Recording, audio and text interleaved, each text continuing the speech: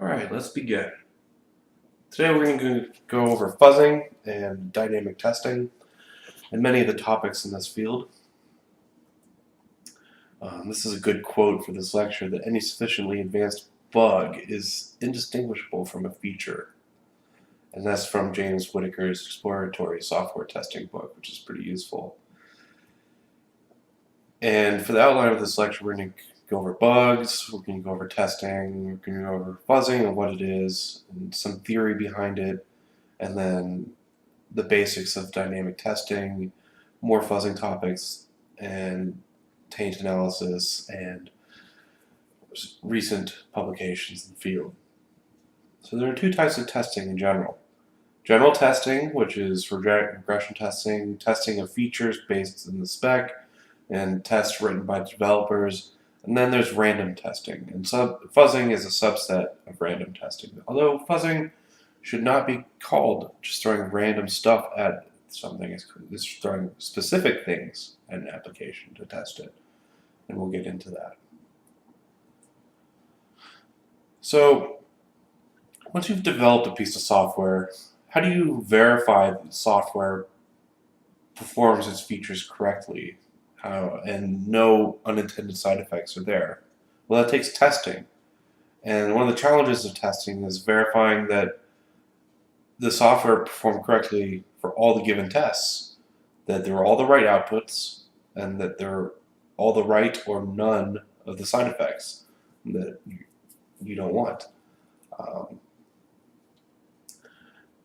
And in order to determine this, it relies on having good specifications beforehand. And there's other challenges, like if you can't distinguish between bugs and features, is testing impossible. And also, if a bug's symptoms are so subtle that they evade automated testing or in manual testing, is testing also useless then too? Well, hopefully prior to testing, you have well-documented source code, you have good specs, good documentation, good readmes, you have some test cases written by the developers, you have developers that are aware of security problems, and you have some expectations stated for your testing. In reality, all companies ship software that contains bugs. That's just a fact. For all sufficiently large software, it does contain bugs because it's written by humans. Most testing is not concerned with security in general. It's mostly performance-based and feature-based. And there's not a consensus on whether it's better to go after a quantity of bugs in testing or finding more quality bugs. And in general, testing and quality assurance suffers the same fate as security in that it isn't appreciated until there's a major failure, and then it's still bad news. And also, you'll always have bugs you just can't reproduce. That's just a fact. This is a good quote that I want to put in the lecture. This is an honest job advertisement for a software development tester, and it reads, "Software tester wanted, position requires comparing an insanely complicated, poorly documented product to a non-existent or woefully incomplete specification. Help from original developers will be given grudgingly. Product will be used in environments that vary wildly with multiple users, multiple platforms, multiple languages, and other requirements yet unknown, but just as important. We're not quite sure how to define them, but security and performance are paramount, and post-release failures are unacceptable and could cause us to go out of business." Unfortunately, you'll never see an ad that honest. So, we've covered two ways to discover vulnerabilities in this class so far, and we're going to dive right into fuzzing. There are lots of tools to do it, lots of frameworks that you can spin to write your own tools. It's really easy to make custom ones, and whether or not you have source code is unimportant.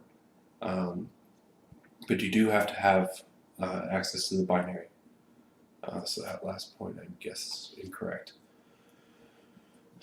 It is also a bit easier than source code auditing and reverse engineering. There are other methods to keep in mind, such as dynamic taint analysis and forward symbolic execution. Though we won't really cover these in depth and we won't test on these in this class, they are dynamic methods for finding vulnerabilities as opposed to static analysis for source code auditing and reverse engineering. So, fuzzing primarily finds bugs, and not all bugs are vulnerabilities. That's important to remember. And it's important that in all the bugs that it finds, you focus on finding the exploitable bugs to prioritize fixing them. So fuzzing is the repeated process of sending specific data to an application in hopes to elicit a certain response. And certain responses are usually some form of crash, some form of error, some form of abnormal behavior, some form of weird application state, something that's not intended, in other words. Specific may be mutated data, generated data, data that's focusing on edge cases of arrays, string lengths, integer min-max boundaries, or perhaps unanticipated data types. And this will be on the exam, so pay attention to this definition. Fuzzing is used very effectively for bug hunting and also software testing. It's used for the software development life cycle in Google, Mozilla, Microsoft, Apple, etc. As for bug hunting, it's used for finding vulnerabilities to fix them and exploit them by both good guys and bad guys. It's an effective tool. And bug hunting can be done for also fame and profit in competitions where vendors put together bounties to find bugs. And I think Pwn to Own this year has a $150,000 prize for the first exploit with full EMET bypass. I forget the details though. So there are some basic phases to fuzzing and going about it. The first one is you identify the inputs of the application. You basically identify the attack surface of an application. Then you generate the fuzz data, and there are 3 different methods that we'll cover for this. Then you execute the fuzz data, and you monitor for exceptions, and you determine if, when the bugs have happened, if they're exploitable. So mutational fuzzing, this is how you generate fuzz data, one of the ways, starts with the known good template. It's basically a seed template that's modified by the fuzzing algorithm, and the output is limited by the starting template. If you have a template that only covers features X and Y, and the application has features X, Y, and Z, you may never, no matter how much you fuzz that template, cover any of the code that tests or handles features Z, because your template only handled X and Y. So that's why I say output is limited by the template and the seed. So this is basically what it does. It takes a known good thing and it mutates it.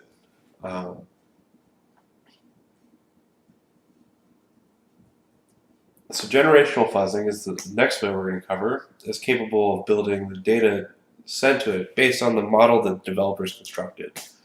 So this relies on the developer's understanding of that format or of that protocol, of that input, basically.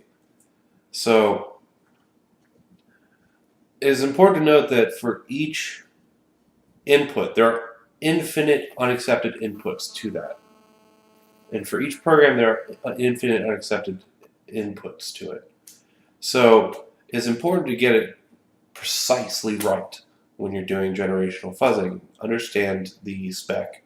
Perhaps you have to dig up the RFC and go straight from that. And so when I say the limit is really your understanding of the input and constraints, it really becomes much more difficult when you try to go from, for instance, growing cats in a test tube to growing Homo sapiens in a test tube, because they're obviously much more complex. So the more complex an input is to a program, the much harder time you're going to have building a generational fuzzer. So the next method we're going to cover, which also is very relevant to much of next time's lecture, is differential fuzzing. Differential fuzzing is the term for any algorithm that actively reduces the testing state space, as opposed to just plain exhausting it. So you could have a mutational fuzzer that takes X and just increments it by 1 over and over and over and over and over until it's the max or wraps around and exhausts the state space. Right? That does nothing to actively reduce the number of test cases that you have to run. It just exhausts all of them. Differential fuzzing, on the other hand, actively identifies through heuristics or an algorithm what it doesn't need to test. It's like, okay, I've tested this, these other cases are irrelevant, so I'm just going to trim those out of my plan and just focus on what I really need to do. And so that's what differential fuzzing is all about. It's focused on automating test cases, automating test case reduction, and also focused on covering code paths. So it can do this by recognizing constraints and other heuristics, and we'll cover those in a little bit. But before we go any further, when talking about testing, especially in a scientific sense, it's very, very important to talk about the Eddington number, especially to establish a frame of reference from which we can deem things as possible versus infeasible. 10 to the 80 is approximately the number of known protons in the known universe. And this was calculated back in 1920s, and I don't know how, don't ask me how, but it hasn't been changed, so it must be good. Effectively, if you were to try to generate all the test cases up front and store them in a computer, say the computer is infinitely powerful, well, no, say it's finitely powerful and it has all the power of the known universe, that's more correct. It would not be able to carry out any fuzzing test cases if they're greater than 10 to the 80, because you can't store 10 to the 81 test cases in 10 to the 80. Because say we only have RAM units for each proton, then there's not enough protons to store everything. So if you try to iterate through 10 to the 80, however, it will be possible as long as you're discarding the test cases as you no longer, if you've tested them. It's just going to be slow. It may be parallelizable, which is good. And you're going to have an algorithm to determine success. Otherwise, if you wait to go back and check the results all afterwards, it's going to be a problem because you've discarded everything. So you have to test and check in place. So you'll probably going to be looking for crashes and doing some taint analysis, and we'll cover that later. Let's cover an example. Say you have just an HD picture. And say each pixel is represented by the HTML-friendly hex triplet. So first byte is red, second byte is green, third byte is blue. So each pixel represents 256 to the third colors, to the 3 colors, not third. So that's roughly 16 million. And so fuzzing the whole space would be the number of possible colors per pixel raised to the combination of the dimensions. And so this number is going to be very, very large, much larger than this astronomical limit. So this is one example of things that is just not feasible to exhaustively test or fuzz. And so it's really important to target your efforts and reduce test case space when possible. And it also is one of those things that shows that there will always be bugs for sufficiently large programs, because for certain things you're not going to be able to exhaustively test them. And so it is important to also target your efforts in minimizing the amount of time these things take. So fuzzing is often parallelizable, and this is a huge help in cutting down the amount of time it takes. If you are just running sequential fuzzing, just one test is going to take forever. It makes no sense to do it that way. And so in fuzzing design, if your fuzzer takes significantly larger than big O of just n of your input space, you're probably doing it wrong. This is a fast file fuzzer tool that our guest lecturer Mitch has put together.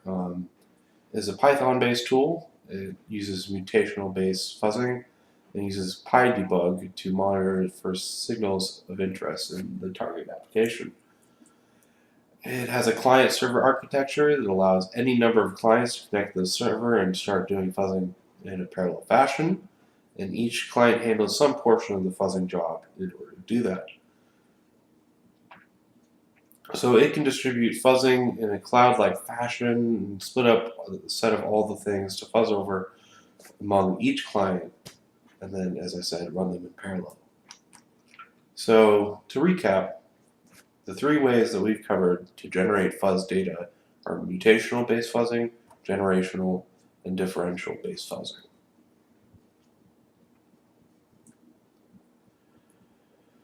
So it is pointless to fuzz something without paying attention to it, and this is dynamic analysis 101.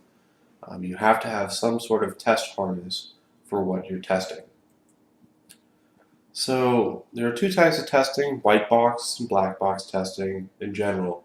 There's also kind of a gray box testing where you try and learn as little information as you can in order to do what you need to do, so you don't waste more time than you need learning the application just to find vulnerabilities. But we'll cover just white box and black box. And gray box is pretty self-explanatory. So for white box testing, you would have the source code, you'd be able to build it, you have the build tools, you have access to architecture, you can run it. And so in this sense, crashes, when you're looking for them, they're very easy to detect. You basically fuzz something, you detect exceptional behavior, then you determine if it's a bug, you determine if it's a vulnerability, and we'll get into this. However, still, things like logic flaws are very, very hard to detect. They're actually generally infeasible to detect because it requires a very deep understanding of what the developers were trying to do, what they interpreted the spec to mean, and what the spec developers intend to do, and finding discrepancies there. So basically, when you're fuzzing something, your test harness is going to be check if the process has died, check if it's been zombified, check if the process ID is just gone, in other words, it's died. You're going to want to check any of the logs for crash warnings or error messages, and preferably you're going to want to, if possible, attach a debugger and check the process state. That's the best you can do. However, some things have anti-reverse engineering, anti-fuzzing, and anti-debugging things, mechanisms, I'd rather say, in them. Many video games prevent the attaching of debuggers and just quit right away because that's how most hacks are engineered. This is the most basic way to do it. So instead, the hacks have to hook into the graphics card level stuff and the operating system level stuff sometimes. So what if you can't get any introspection of any form? This word introspection is the ability to inspect the target state to see whether or not it's crashed or is engaging in exceptional behavior that we're trying to cause through fuzzing. What if you can't get any introspection? What if you can't view the process state? How are you going to be able to detect crashes? Perhaps in practice you're going to have to solder on wires to some sort of setup and determine what the hell is going on. Perhaps that's also not possible. So in our homework, for homework 5, you're going to actually have to build your own fuzzer and find bugs and vulnerabilities in a popular application, and we're going to ethically disclose them. And you'll have to the end of the semester to do this. So on that note, let me provide some guidance on fuzzing. Fuzzing in general, the outputs from your fuzzer should be common enough to pass the most elementary checks that the program makes on its inputs. And at the same time, that data must be uncommon enough in order to trigger exceptional behavior. So this leads us to a discussion of constraints. Something that would cause exceptional behavior in this case would be when x is greater than 10. Otherwise, it executes some safe code. But determining whether or not something is dangerous or safe obviously takes testing or analysis beforehand, because it's not likely the developer, although I have seen them do this, be like, don't run this is dangerous, or likely buffer overflow here. I have found bugs that way. So this is a more interesting discussion. There are two ways to get to this path, and there are infinite ways to get to this path, because there are infinite things that y could be, and infinite things that x could be, other than these, and it's pretty self-explanatory. So it means that when we're fuzzing things, we are essentially limited by these constraints in these programs, and that even if we can exhaust an infinite space, 99.99999% of our time might be occupied by path 2, regardless of how powerful we are. So this is one of the fundamentally limiting things in fuzzing, are these constraints and recognizing them in programs. And these things, these constraints cause branches, and when we get into code paths, you're going to be exposed to a topic called branch explosion or code path explosion. We're going to have to discuss how to avoid it when tracking code path space. So here's a very, very basic constraint. This program exits right away unless it has the proper number of inputs. So like I said, fuzzing in general must be common enough that it passes the basic constraints, but it must also be uncommon enough that it tests the uncommon cases. So, for instance, if x is a complex type, it does a very complex operation. Otherwise, it does a very simple operation. So it's very important to test both cases and perhaps focus more on complex stuff as well. Keep this in mind as we get to code paths.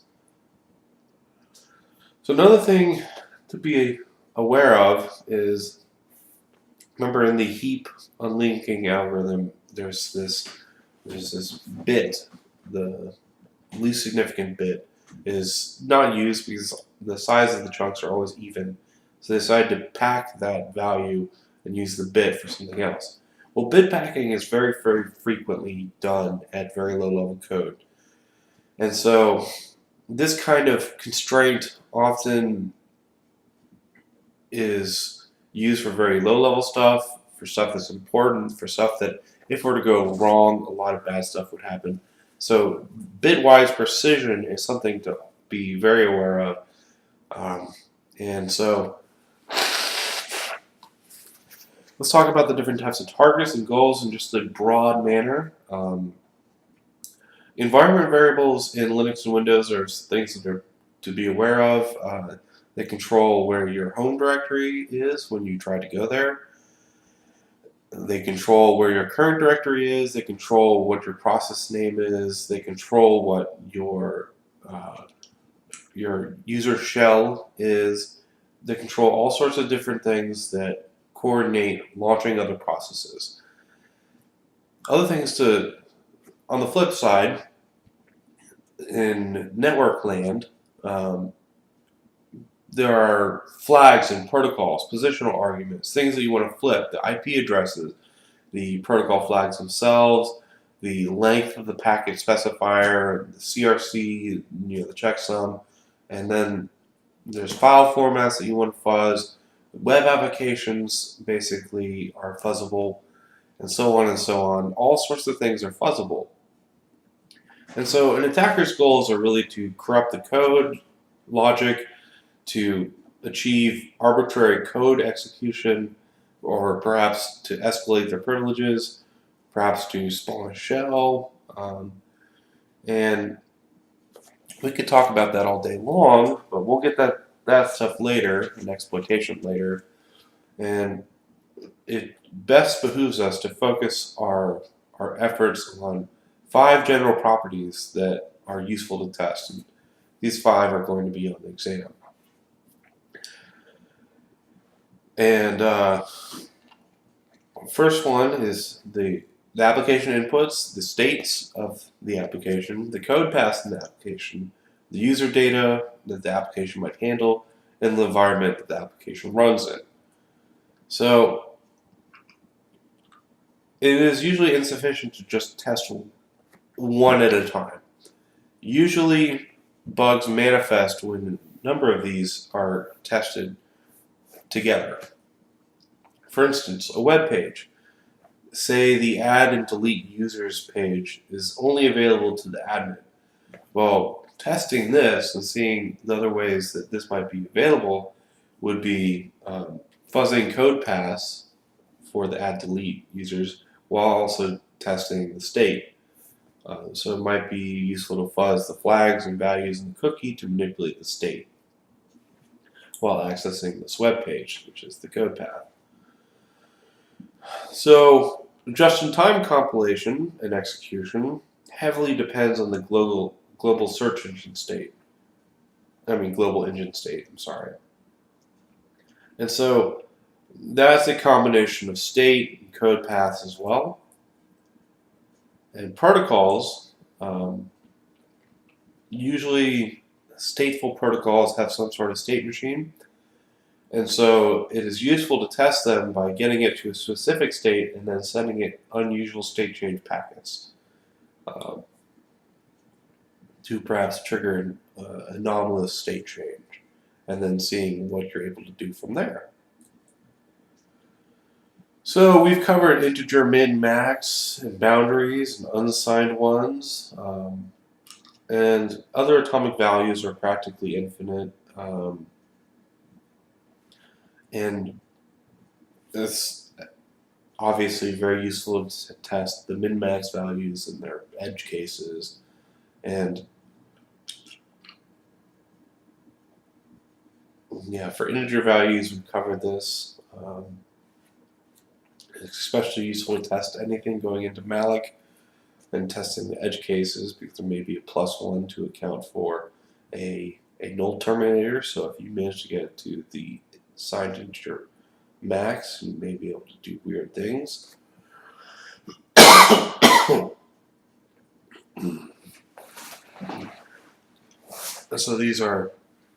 this slide is stolen from some of Mitch's lectures, but basically explains ranges that you want to test, plus or minus, perhaps up to 16 for 32-bit, and so on. And then the obvious string repetitions to cause perhaps buffer overflows. Throwing A's at is a typical hacker approach. But sometimes in CTFs, they're going to prevent you from having capital A's or lowercase a's in your input, and we'll just quit right away, which is pretty funny.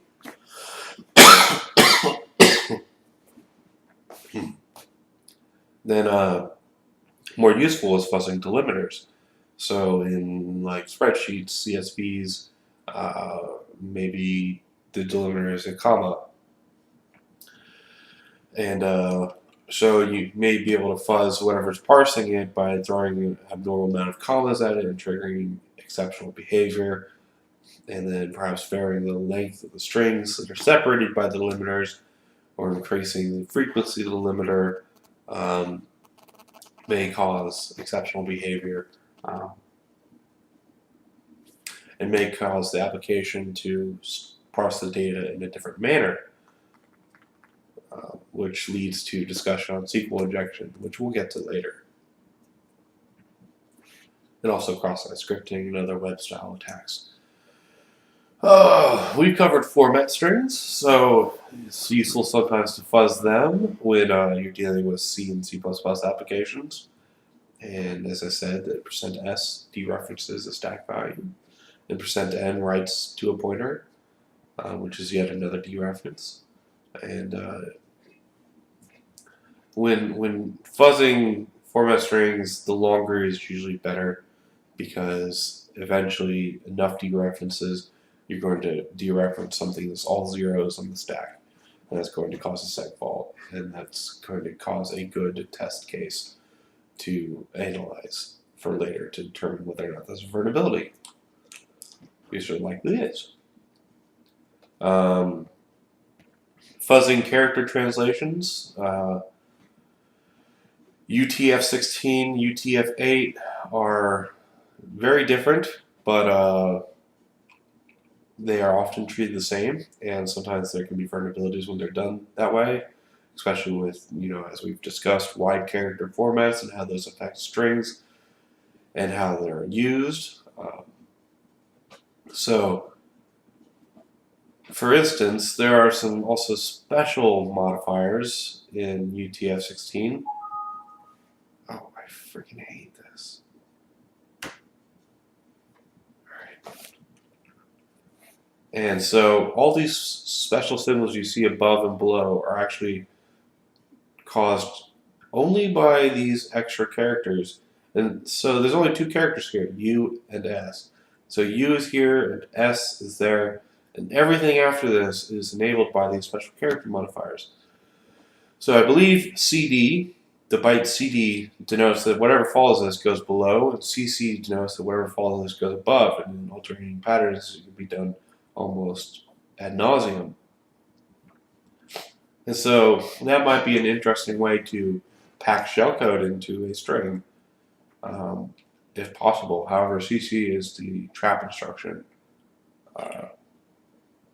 Well, not trap, but yeah, interrupt. So other things that are useful to fuzz: directory traversal, which is useful for targeting web applications, network daemons, etc. And it's also useful to try these things in different character encodings. For instance, the byte 5C is this slash in Unicode. And then meta character and command injection, very similar to delimiter fuzzing. It's very useful when fuzzing web applications, CGI scripts, network names, etc. So this leads us to file types. I believe we talked about in Unix and Linux how files don't get inspected by the type of file is not determined by the suffix, the dot ending. It's determined by a 2-byte identifier at the beginning of the file, which is called the magic number. So GIFs have magic numbers of GIF 87A or GIF 89A. And it might be useful when trying to get weird types of a file past maybe a firewall or a file filter or something to spoof file extensions for old file types. Maybe, for instance, PHP used to also accept PHP 3 before PHP 4 and 5 became more common, I suppose. And then also useful for, unrelated to that, you can fuzz the content metadata web traffic. Say you're uploading .AAC and you tell it it's type JPEG, it might accept it and then allow you to run it on the web server by accessing it. And then also in Windows, I think in Windows, past Windows, you can fuzz special folders, and this allows you to do weird forms of privilege escalation, which I don't know much more about. There are also poly file types. This website on Google Code has a proof of concept that generates a file that is a valid portable executable, valid PDF, valid HTML web page plus JavaScript, and also Java resource file, and also Python code, all in one, which is very interesting if you're looking for something to start fuzzing something with. Now, also for fuzzing network data, um, it's useful to model the network protocol that you're fuzzing. Usually, you'll be able to find some sort of state machine model that you can do generational fuzzing with. Um, but maybe you're looking at unknown protocol and you have to model it first. Um, so in doing so, you're going to have to start identifying what the protocol headers are, what the flags are, and you're going to try bit flipping those. And some protocols allow you to influence the state of an entire machine. For instance, the network time syncing service has been in use since 1985, and it is something that you can actually attack and change the time of a machine on a network with. Perhaps that might influence how cookies are handled. Perhaps that might influence how crypto is done. Perhaps that might influence some sort of antivirus scan or something, or delay it. There's all sorts of things that could influence, and it's an interesting target. It can also be used um, to weaken crypto because a lot of random number generation has one of its seeds based on the system time. If you can trigger a crypto algorithm or operation at a known time, you have a lot of useful information. You probably know what algorithm it's using and also the seed that it was given. You could probably very easily figure out exactly what keys were generated at that time. Um, let's not get more into cryptography because that's covered very well in other classes. So back to discussion on modeling arbitrary network protocols. It turns out that pattern mapping techniques used in biomathematics and in gene analysis works actually very well for detecting structures in protocols. And it's very helpful for modeling them and building a state machine and then using that to generate sample traffic for that protocol. However, that is largely one of the advanced topics of the offensive network security class that my buddy Joshua is teaching. And I'm excited to see that stuff later in the semester. And that is going to be it for this lecture. We're going to pick up with crash analysis and taint analysis next time. Also, the first midterm is next Monday, and next time we will have a midterm review. The midterm, I already told you, stop. The midterm will be largely stuff similar to the homeworks, and it'll be relatively simple. And that's it.